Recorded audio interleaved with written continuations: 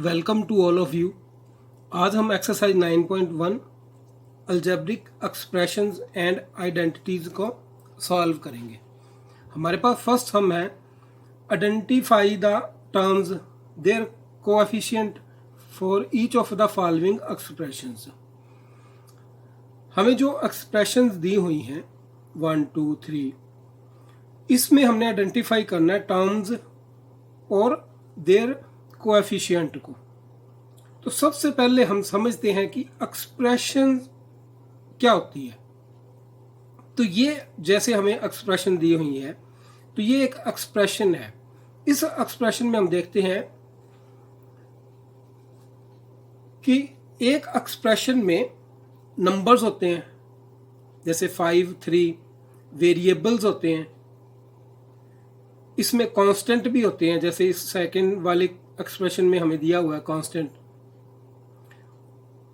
और इसमें arithmetic sign भी होता है, जैसे माइनस है, ये देखो प्लस है। तो इससे हमें क्या पता चलता है कि एन एक्सप्रेशन और algebraic expression is any mathematical statement. ये एक मैथमेटिकल स्टेटमेंट है which consist of numbers, variables, constant and an arithmetic operation between them. Arithmetic operation between them. तो ये एक एक्सप्रेशन है।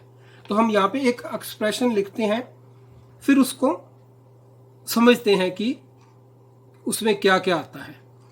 तो हमारे पास एक एक्सप्रेशन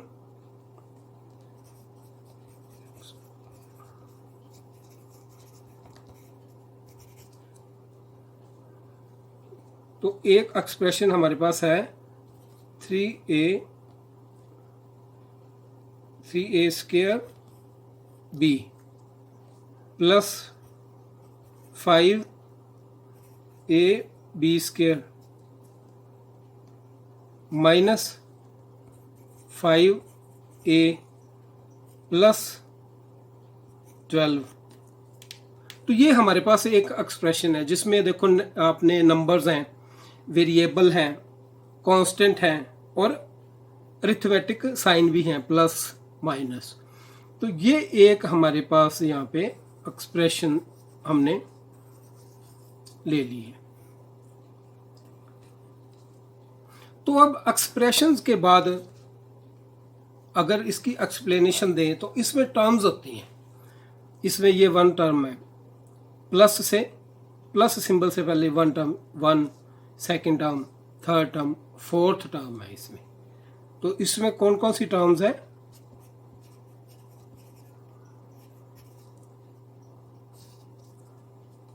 हम टर्म्स यहाँ पे लिख देते हैं।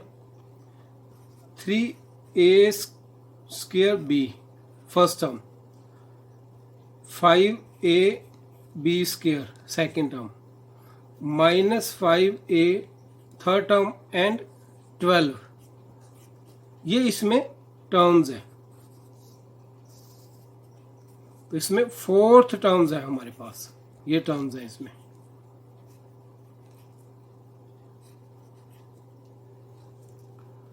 पहले हमारे पास एक्सप्रेशन थी। एक्सप्रेशंस में हमारे पास टर्म्स होती हैं, first term, second term, third and fourth term, ये हमने यहाँ पे लिख दिया। उसके बाद जो टर्म्स होती हैं उसमें होते हैं फैक्टर्स, तो हम यहाँ पे फैक्टर्स लिख लेते हैं। फैक्टर्स, तो जो फर्स्ट टर्म है इसमें क्या फैक्टर हैं ये देखिए। इसमें है 3 इंटू ए स्क्वायर है, तो इंटू ए इंटू बी, ये इसके फैक्टर्स हैं।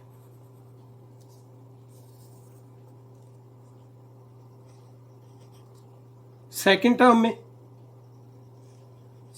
में हमारे पास है 5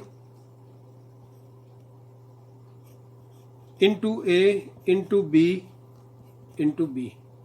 हमारे पास ये फैक्टर्स हैं। थर्ड टर्म में हमारे पास माइनस 5 इंटू ए, हमारे पास ये फैक्टर हैं। उसके बाद है हमारे पास 12। 12 एक कांस्टेंट है, तो 12 के फैक्टर भी हम लिख सकते हैं 1 इंटू 2, इसके ये फैक्टर हैं, लेकिन ये कांस्टेंट है। तो अब हमारे पास एक्सप्रेशन है, टर्म्स है, और टर्म्स के बाद टर्म्स जो बनी होती है वो फैक्टर से बनती है, और टर्म्स से एक्सप्रेशन बनती है। अब हमारे पास आता है कोफिशिएंट। कोएफिशिएंट, तो कोएफिशिएंट क्या होता है? Coefficient is the number multiplied to the variable. Coefficient वो नंबर है जो मल्टीप्लाई होता है वेरिएबल के साथ। तो यहाँ पे वेरिएबल ए बी वेरिएबल है, तो इनके साथ मल्टीप्लाई क्या हो रहा है? नंबर 3। तो ये 3 क्या है? कोएफिशिएंट है। तो हमारे पास ये आ गया 3 कोएफिशिएंट आ गया हमारे पास।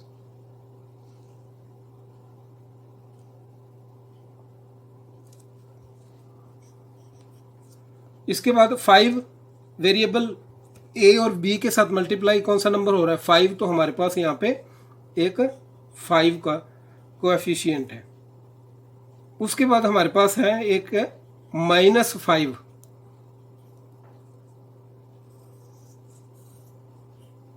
-5 कोएफिशिएंट है यहाँ पे। और उसके बाद हमारे पास एक कांस्टेंट है 12। तो जो कांस्टेंट होता है, constant coefficient is the coefficient not attached two variable. Variable के साथ अटैच नहीं होता। जो कांस्टेंट कोएफिशिएंट होता है वो एक्सप्रेशन में वेरिएबल के साथ अटैच नहीं होता। तो ये भी एक कोएफिशिएंट ही है 12। तो ये एक एक्सप्रेशन थी, हमने उसको अच्छी तरह से समझ लिया है। अब हम अपना फर्स्ट सम करते हैं। हमारा फर्स्ट सम है identify the terms their coefficient for each of the following expressions. तो यहाँ पे हमने फर्स्ट सम है हमारे पास 5x y z square minus 3zy।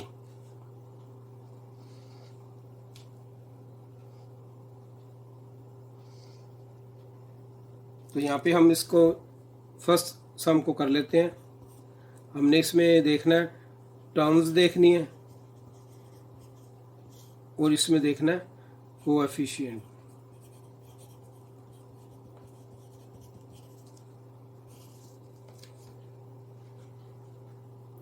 तो फर्स्ट सम है हमारे पास 5xy z स्क्वायर। मैं आपको दिखा देता हूं। फर्स्ट सम है 5xy z square minus 3zy। तो यहां पे देखो माइनस का जो साइन है इसके इस तरफ फर्स्ट टर्म है और ये सेकंड टर्म है। तो इस एक्सप्रेशन में हमारे पास 2 टर्म्स हैं। तो हम ये 2 टर्म्स यहां पे लिख लेते हैं।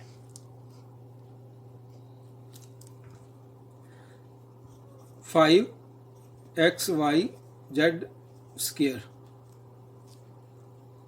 And -3zy। 2 हमारे पास यहाँ टर्म्स है। अब कोफिशिएंट हमने बोला था कि जो वेरिएबल के साथ मल्टीप्लाई हो रहा हो, तो यहाँ पे 5 वेरिएबल के साथ मल्टीप्लाई हो रहा है एक्स वाई और जेड के साथ। तो 5 यहाँ पे हमारे पास क्या है? कोएफिशिएंट है। और यहाँ पे क्या है हमारे पास कोएफिशिएंट? -3, क्योंकि ये वेरिएबल जेड और वाई के साथ मल्टीप्लाई हो रहा है। तो इसी तरह हमारे पास सेकंड सम है। सेकंड सम में है हमारे पास 1 + x + x स्क्वायर। तो हमारे पास यहाँ पे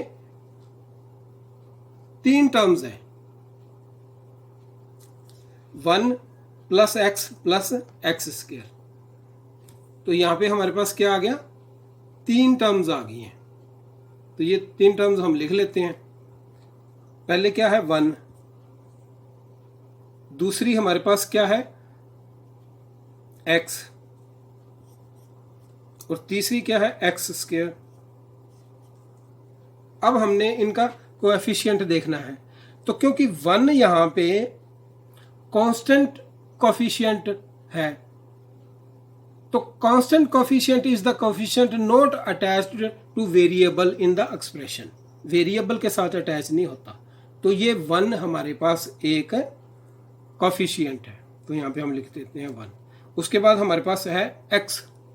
अब x के बारे में आपने अच्छी तरह समझ लेना है कि मान लो मेरे पास x है, ये इज इक्वल टू होती है 1x/1, इसको ऐसे भी लिख सकते हैं, क्योंकि 1 को अगर हम 1 से काट दें तो हमारे पास x भी x आ जाएगी। तो यहाँ पे हम अज्यूम करते हैं 1 भी है, 1 है, 1 को 1 से मल्टीप्लाई करेंगे तो भी x आएगा, अगर ओवर 1 कर देंगे तो 1 1 के साथ कट जाएगा तो भी x आएगा, तो यहाँ पे 1 होता है। तो 1 यहाँ पे मल्टीप्लाई हो रहा है वेरिएबल के साथ, तो क्या आ गया हमारे पास कोएफिशिएंट 1 आ गया। सेकंड नंबर पे एक्स स्क्वायर है, तो यहाँ पे भी वही सेम यही वाला रूल लागू होगा, तो यहाँ पे भी हमारे पास 1 आ गया, तो हमारे पास 1 2 3 1 आ गया जो कोएफिशिएंट है सेकंड नंबर सम में। अब हमारे पास है third sum, 4x square y square minus 4x square y square z square plus z square. तो यहाँ पे हमारे पास कितनी टर्म्स है 1 2 3 टर्म्स है, तो हम थर्ड सम कर लेते हैं, 3 टर्म्स लिख लेते हैं हम यहाँ पे।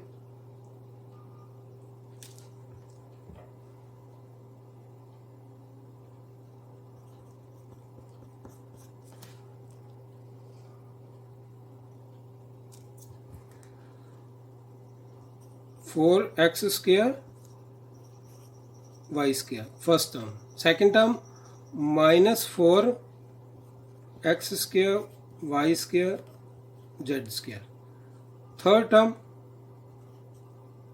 Z square. अब हमारे पास वेरिएबल के साथ कौन सा नंबर मल्टीप्लाई हो रहा है, यहाँ पे 4 मल्टीप्लाई हो रहा है, तो 4 हमारे पास कोएफिशिएंट आ गया। यहाँ पे -4 मल्टीप्लाई हो रहा है सेकंड वाली टर्म में, तो यहाँ पे आ गया -4, और यहाँ पे z जो भी हमने बात की है x के साथ 1 होता है, तो z भी एक वेरिएबल है, ये भी बिल्कुल ऐसे ही काम करेगा, तो यहाँ पे आ गया 1 हमारे पास कोएफिशिएंट आ गया। अब हमारे पास है फोर्थ सम, फोर्थ सम में है हमारे पास 3 minus P Q plus Q R minus R P, तो हमारे पास कितनी टर्म्स है 1 2 3 4 टर्म्स है हमारे पास फोर्थ सम में। तो वापस आ गया 3 minus P Q R minus R P. तो क्योंकि ये सब वेरिएबल है, ये क्या है कांस्टेंट है, तो कांस्टेंट कोएफिशिएंट एक्सप्रेशन में वेरिएबल के साथ अटैच नहीं होता, तो हमारे पास ये 3 कोएफिशिएंट आ गया एक, और यहाँ पे p माइनस पी क्यू है, तो p क्या है वेरिएबल है बिल्कुल x के जैसे, तो यहाँ पे क्या आ गया हमारे पास -1, क्योंकि माइनस पी क्यू है। आगे क्यू आर तो हमारे पास आ गया 1, आगे माइनस आर पी तो हमारे पास आ गया -1।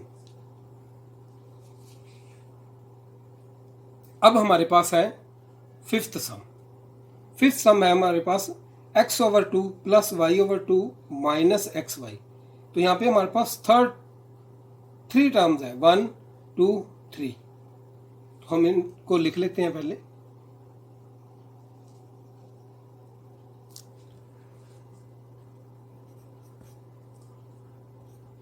x/2 y/2 and minus xy। अब यहाँ पे x/2 है, तो हमने माना है कि x के साथ 1 होता है, लेकिन हम उसको लगाते नहीं, अज्यूम करते हैं यहाँ पे 1 है, तो 1 इसके साथ मल्टीप्लाई हो रहा है और नीचे 2 है, तो हमारे पास पहला कोएफिशिएंट आ गया 1/2। दूसरा बिल्कुल वेरिएबल y है तो इसके साथ भी 1 है, तो नीचे 2 है ओवर 2, y ओवर 2 है तो 1 ओवर 2 हमारे पास सेकंड कोएफिशिएंट आ गया। और एक्स वाई थर्ड टर्म में माइनस है तो -1 हमारे पास इसका कोएफिशिएंट आ गया। उसके बाद हमारे पास सिक्स्थ सम है 0.3a minus 0.6ab plus 0.5b, तो हमारे पास 3 टर्म्स है 1 2 3। तो सिक्स्थ सम में हमारे पास कर लेते हैं वो 0.3a हमारे पास फर्स्ट टर्म है माइनस 0.6ab हमारे पास सेकंड टर्म है और 0.5b हमारे पास सेकंड थर्ड टर्म है। तो अब इनका कोएफिशिएंट देख लेते हैं। वेरिएबल के साथ 0.3 मल्टीप्लाई हो रहा है तो 0.3 हमारे पास फर्स्ट कोएफिशिएंट आ गया। वेरिएबल के साथ 0.6 माइनस 0.6 मल्टीप्लाई हो रहा है तो ये हमारे पास कोएफिशिएंट आ गया।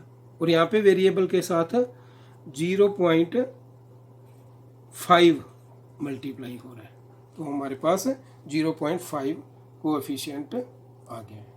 तो ये था हमारा first sum, identify the terms and their coefficient.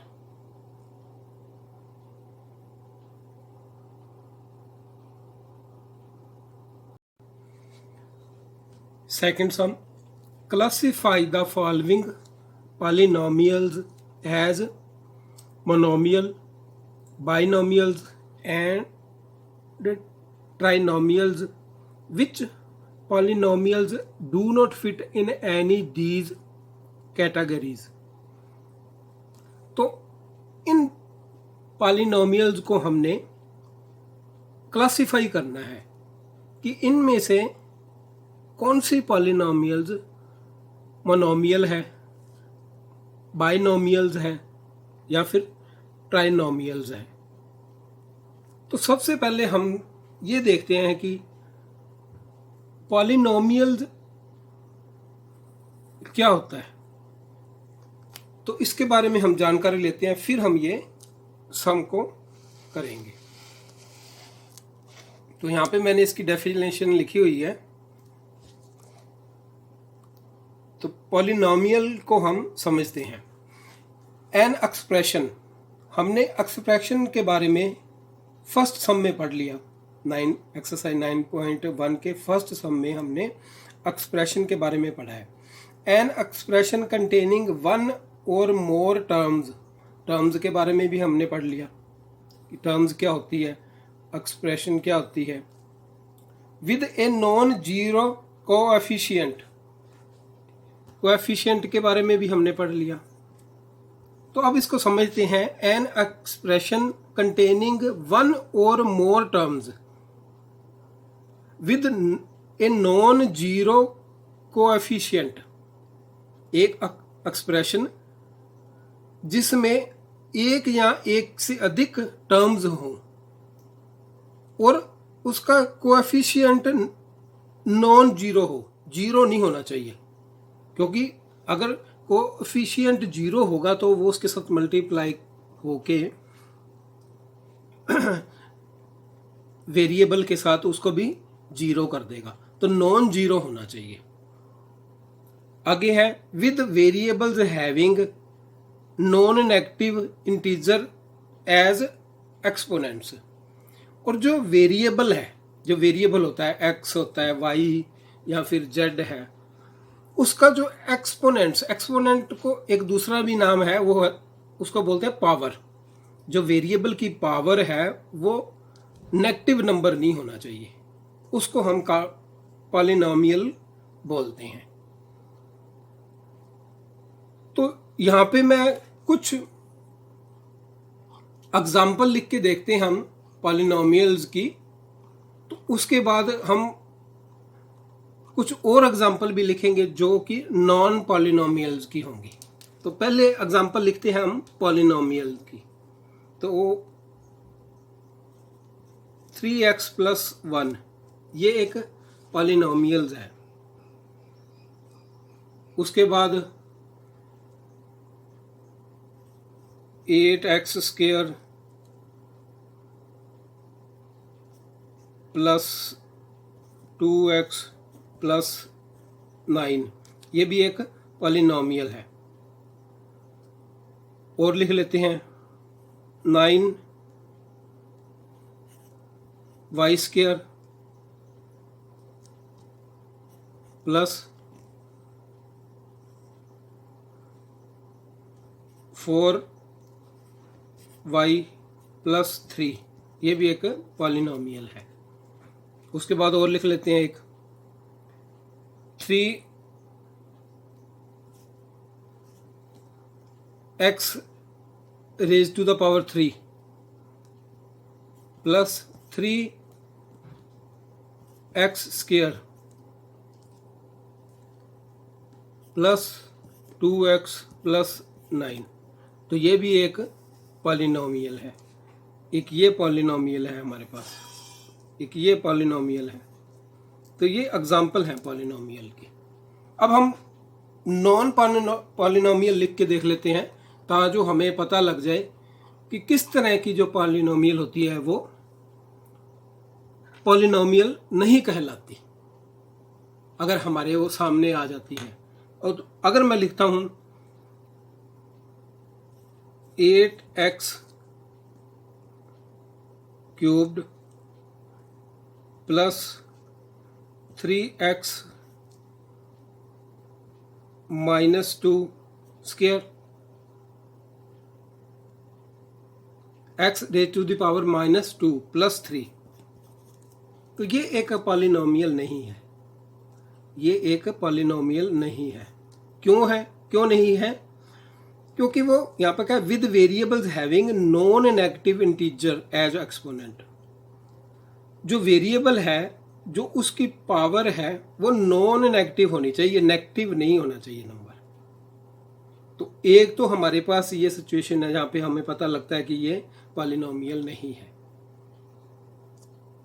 एक और लिख के देखते हैं 5x raise to the power 1/2 plus 2x square plus 1। तो यहाँ पे हम देखते हैं जो पावर है, x की पावर है, एक्सपोनेंट है, वो 1/2 है।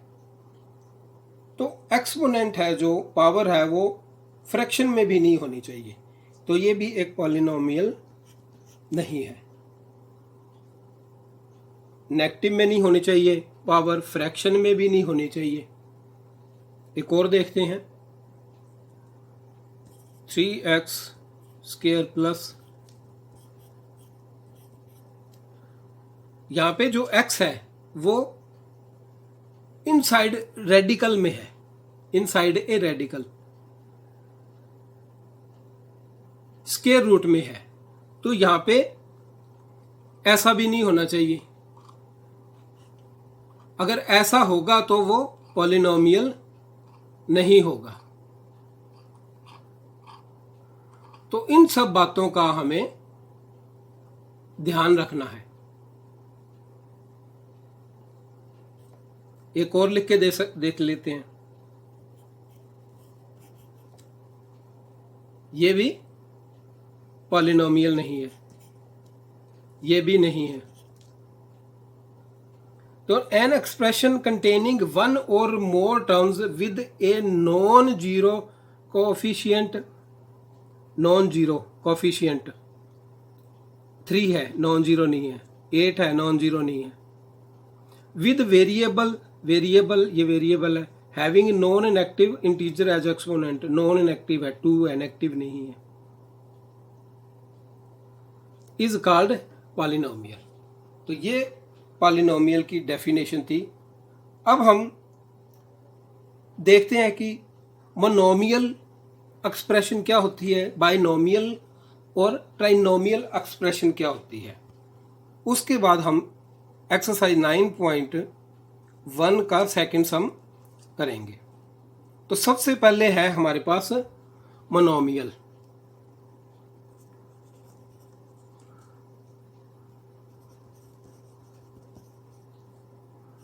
मोनोमियल्स, तो मोनोमियल्स जो एक्सप्रेशन है वो क्या होती है? Expression that contains only one term. Expression, जो एक्सप्रेशन होती है उसमें अगर वन टर्म है, उसमें अगर वन टर्म है तो उसको मोनोमियल टर्म एक्सप्रेशन बोला जाता है। Monomial, a monomial has a single term. तो यहां पे लिख देते हैं ए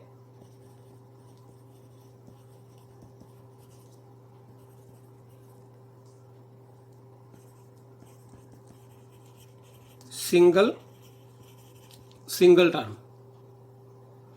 उसके बाद है हमारे पास binomial. A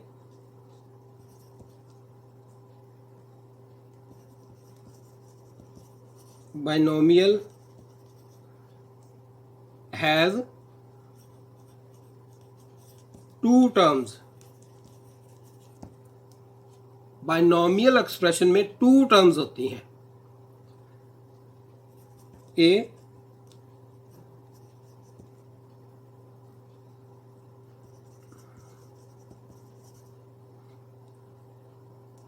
trinomial has one और more than one term. Sorry, trinomial has three terms.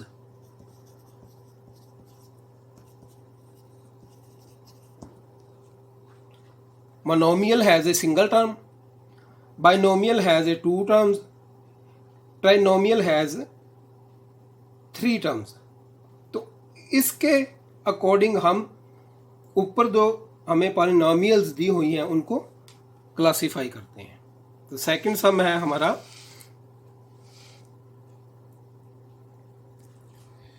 Classify the following polynomials as monomials, binomials, trinomials, which polynomials do not fit in any of these three categories.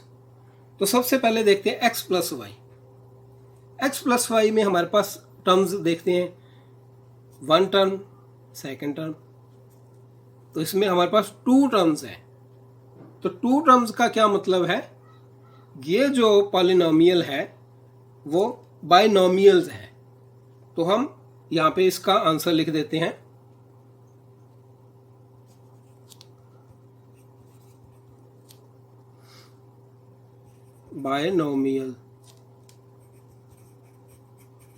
Binomials. उसके बाद देखते हैं हमारे पास 1000 है। तो 1000 में इसमें हमारे पास कितनी टर्म्स है? तो यहां पे हम देखते हैं हमारे पास सिंगल वन टर्म है। सिंगल वन टर्म का मतलब है हमारे पास ये जो एक्सप्रेशन है ये है monomial.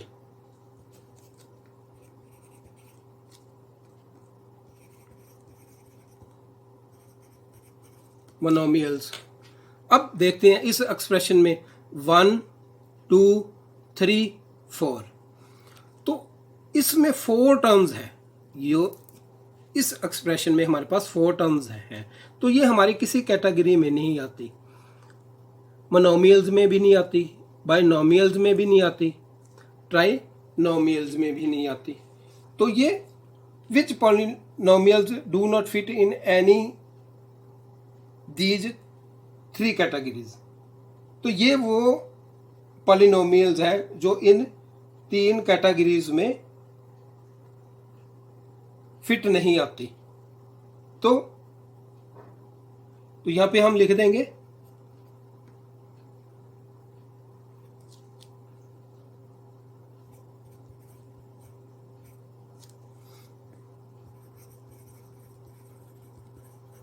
Polynomials which do not polynomial single है, polynomial which do not fit into any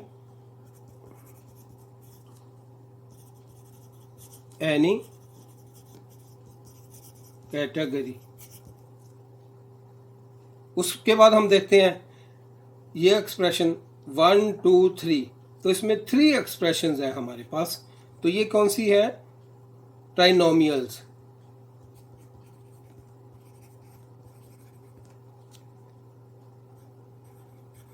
trinomials.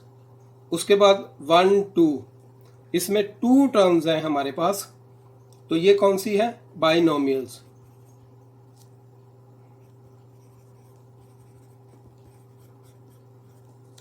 इसके बाद 1 2 3, इस एक्सप्रेशन में हमारे पास 3 टर्म्स हैं, तो ये है हमारे पास ट्राइनोमियल।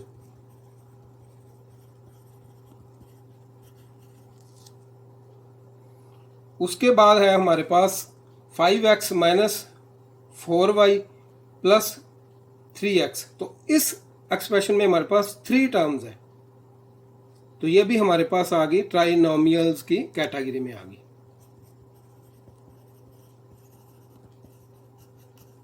ट्राइनोमियल्स की कैटेगरी में आ गई। तो उसके बाद है हमारे पास 4z माइनस 15z स्क्वायर, इसमें हमारे पास 1 और 2 इसमें टर्म्स हैं, तो ये हमारे पास कौन सी कैटेगरी में आएगी? बाइनोमियल्स। बाइनोमियल्स। इसके बाद 1 2 3 4, तो ये जो एक्सप्रेशन है इसमें 4 टर्म्स हैं, तो ये एक्सप्रेशन ना तो मोनोमियल्स की कैटेगरी में आती है, ना बाइनोमियल्स की, और ना ही ट्राइनोमियल्स की। तो हम क्या लिखेंगे? Polynomial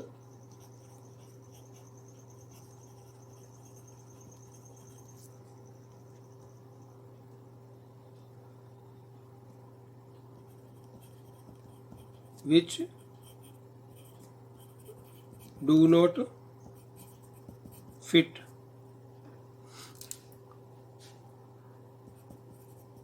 into any category। उसके बाद हमारे पास है PQR, इसमें एक हमारे पास सिंगल टर्म है, तो सिंगल टर्म वाली पॉलिनोमियल को हम क्या बोलते हैं? मोनोमियल।